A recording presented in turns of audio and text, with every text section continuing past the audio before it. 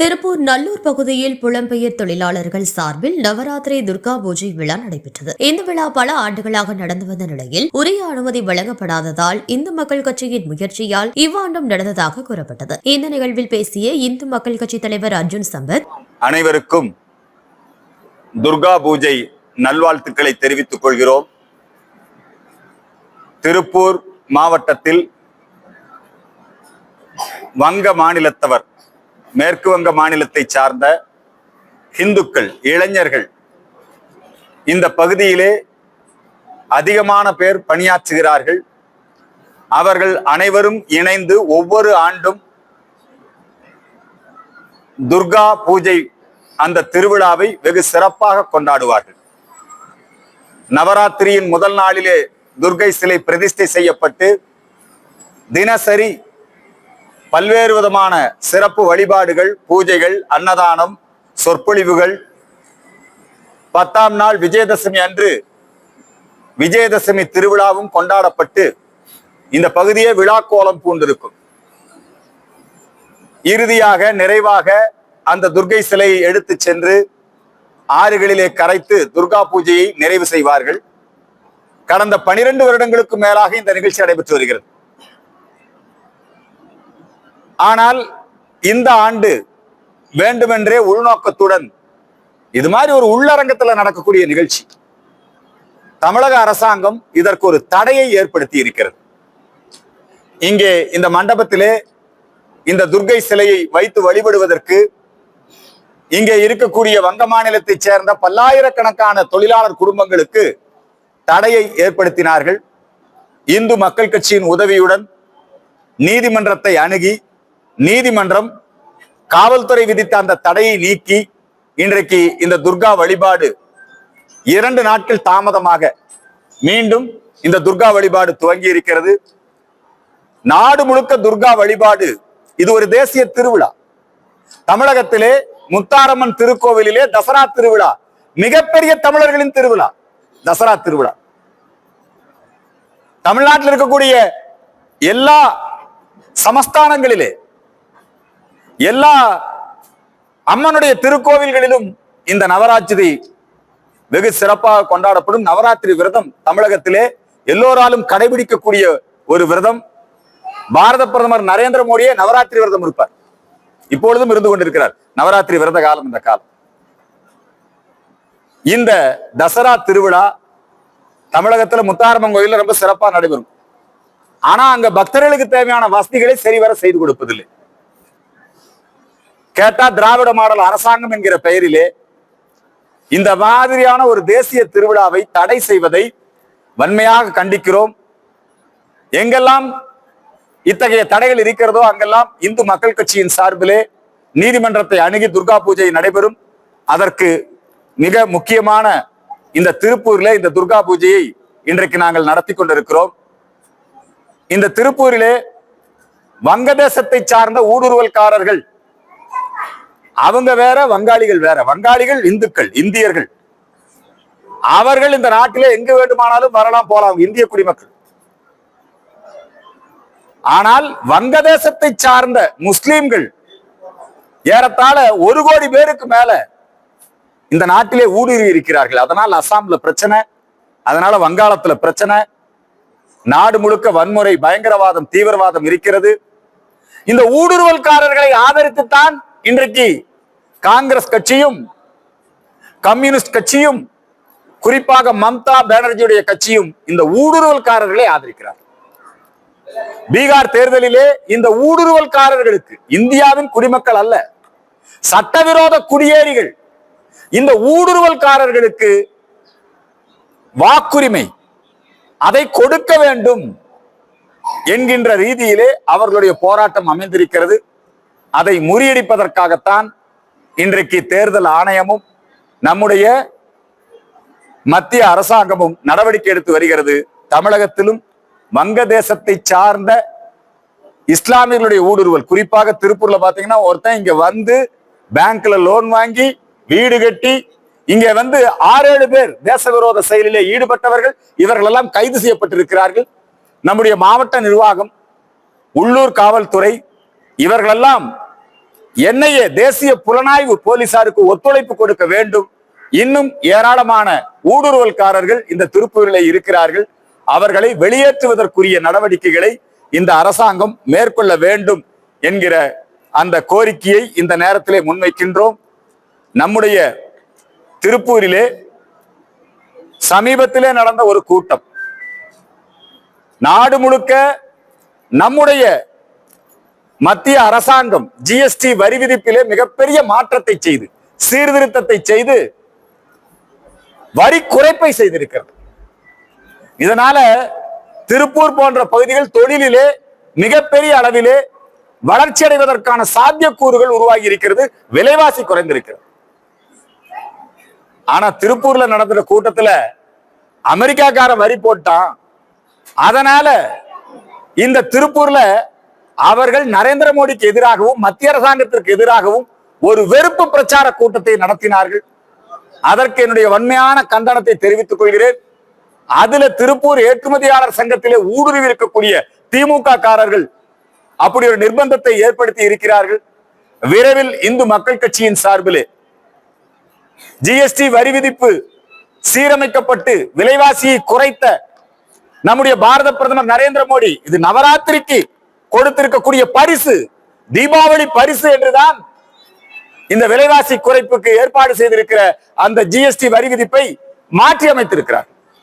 ஆனா இங்கே இருக்கக்கூடிய கம்யூனிஸ்டுகள் வேண்டுமென்றே திட்டமிட்டு, ஆளுங்கட்சி வேண்டுமென்றே திட்டமிட்டு இந்த GST வரி விதிப்பினுடைய பலன் இந்த திருப்பூர் மக்களுக்கு கிடைக்க விடாமல் சதி செய்து கொண்டிருக்கிறார்கள். அவதூறு பிரச்சாரம், வெறுப்பு பிரச்சாரம் செய்து கொண்டிருக்கிறார்கள். அதை முறியடிப்பதற்கு இந்து மக்கள் கட்சி அனைத்து மக்களையும், தொழிலாளர்களையும், இங்க இருக்கக்கூடிய வியாபார பிரமுகர்களையும் ஒருங்கிணைத்து இந்த GST வரி விதிப்பினுடைய பலன் அது குறித்து நாங்கள் எடுத்து சொல்ல இருக்கிறோம். இந்த திருப்பூர்ல அதுவும் குறிப்பாக இந்த தொழில்பேட்டை பகுதியிலே வாழ்ந்து வரக்கூடிய மக்கள் மிகப்பெரிய துன்பத்திற்கு, துயரத்திற்கு ஆளாகி கொண்டிருக்கிறார்கள். இந்த மாநகராட்சியில், திருப்பூர் மாநகராட்சியால் குப்பைகளை கொண்டு வந்து இங்க கல் குழிகளிலே கொட்டுகிறார்கள்.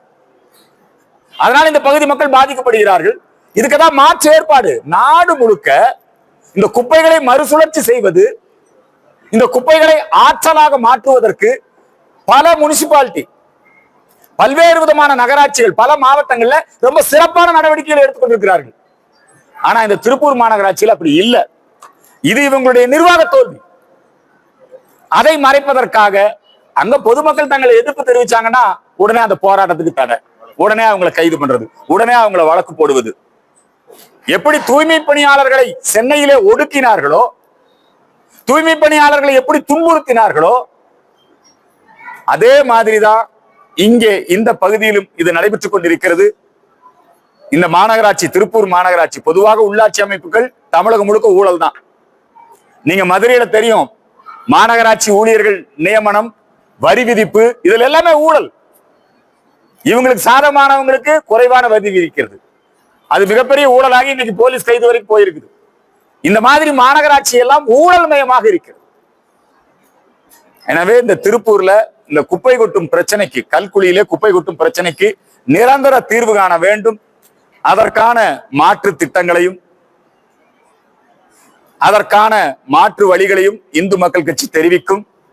மக்களை திரட்டி இதற்காக போராட்ட களத்திலே இந்து மக்கள் கட்சி இருக்கும் என்பதை தெரிவித்துக் கொள்கிறேன். அடுத்து ரொம்ப முக்கியமான விஷயம், இந்த நாட்டையே உலுக்கிய விஷயம், கரூரிலே ஜோசப் விஜய் தமிழக வெற்றி கழகம் மக்கள் சந்திப்பு நிகழ்ச்சி.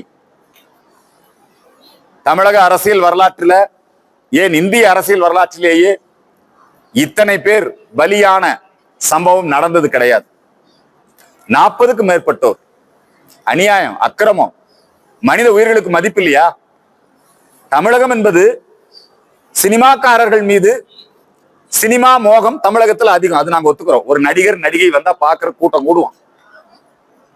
அப்படி கூட்டம் கூடுவாங்க அப்படிங்கிறது எல்லாருக்கும் தெரியும், அரசாங்கத்துக்கும் தெரியும். இந்த அரசாங்கம் ஒரு கையாலாகாத அரசாங்கம், இந்த கூட்டத்தை சமாளிக்க முடியாத ஒரு அரசாங்கம்.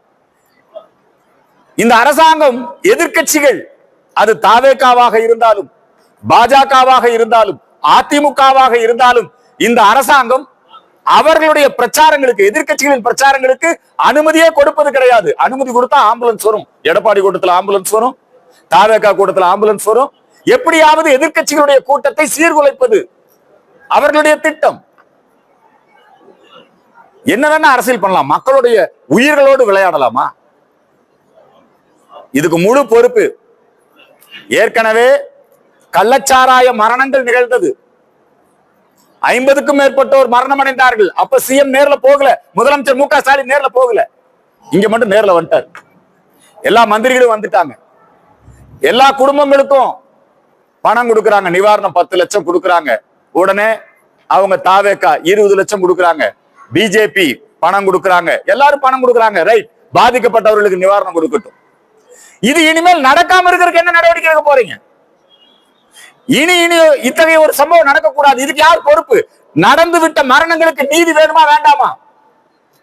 இந்த ஒரு நபர் விசாரணை ஆணையம் எப்பவுமே ஒரு பிரச்சனையை தீர்க்கணும்னா அதுக்கு ஒரு விசாரணை கமிஷன் போர்டுங்கிறது தான் ஐயா கருணாநிதி அவர்கள் கற்றுக் கொடுத்த பாடம். ஒரு பிரச்சனை அதை தீர்த்து வைக்கணும்னா அதுக்கு ஒரு விசாரணை கமிஷன் போட்டா அது தலையில கல்ல போட்டதா அர்த்தம். இந்த விசாரணை கமிஷன், அந்த அம்மா நேத்து விசாரணையை துவக்குறாங்க, மாண்புமை நீதிபதி விசாரணை துவக்கும் போது பின்னாடி இருந்து சொல்லி கொடுக்குறாங்க. இதெல்லாம் அந்த காட்சிகளா வந்துட்டு இருக்கு. இது ஒரு கண் துடைப்பு. தேவை சிபிஐ விசாரணை. 40 உயிர் பலியாகி இருக்குங்க. இந்த உயிர்கள் பலியானதற்கு என்ன காரணம்? தாவேகா காரணமா? தாவேகாவை தடை பண்ணுங்க. ஜோசப் விஜய் காரணமா? ஜோசப் விஜய் கைது பண்ணுங்க. இந்த அரசாங்கம் காரணமா? இந்த அரசாங்கத்தை டிஸ்மிஸ் பண்ணுங்க. சட்ட நடவடிக்கை எடுக்கப்பட வேண்டும், வழக்கு பதிவு செய்யப்பட வேண்டும். மத்திய அரசு வேடிக்கை பார்க்க கூடாது. இந்த அரசாங்கம் நடவடிக்கை எடுக்காது. கண் துடைப்பு நடவடிக்கை தான் இந்த அரசாங்கம் பண்ணுவது எல்லாமே. கள்ளச்சாராய மரணங்களுக்கு யார் மேல இந்த அரசாங்கம் நடவடிக்கை எடுத்திருக்கு?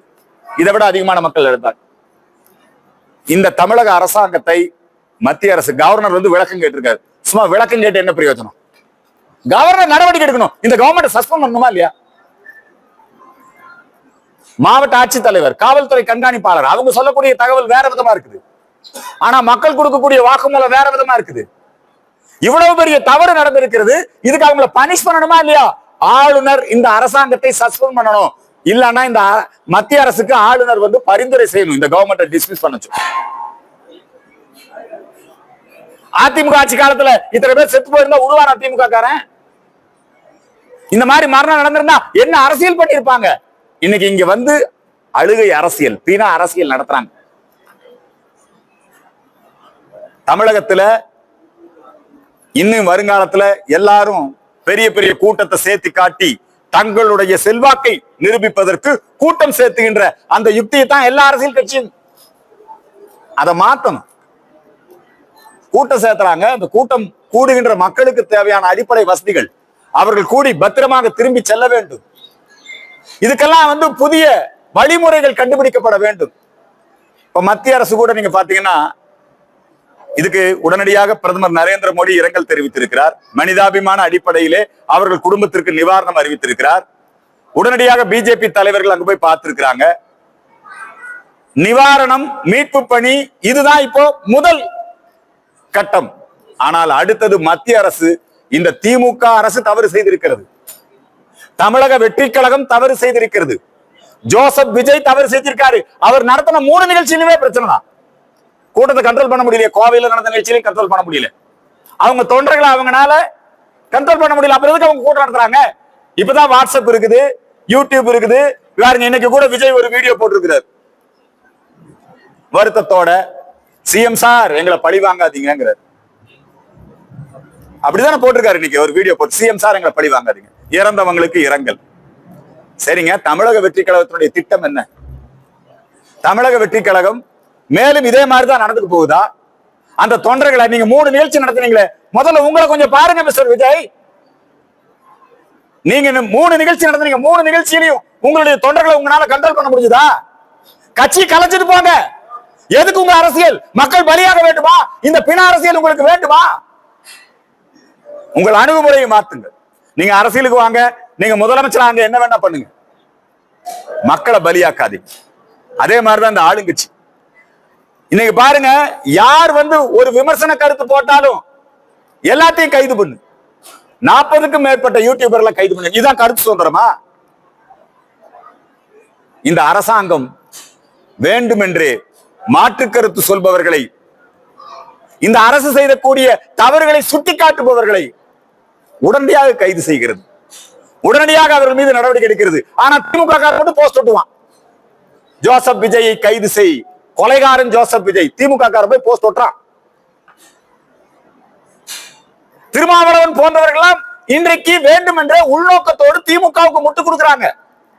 கள்ளச்சாராய சாவுகள் நடந்த போதும் இதே கம்யூனிஸ்டுகள், இதே திருமாவளவன், இதே காங்கிரஸ் கட்சி திமுகவை ஆதரித்தது. தொடர்ந்து எடப்பாடி ஆட்சியில் இப்படி ஒரு மரணம் நடந்திருந்தா நீங்க சும்மா இருந்திருப்பீங்களா?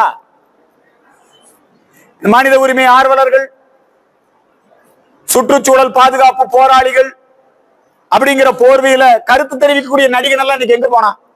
பிரகாஷ்ராஜ் எங்க போனா? கம்யூனிஸ்ட் எங்க போனா? அமீர் எங்க போனா?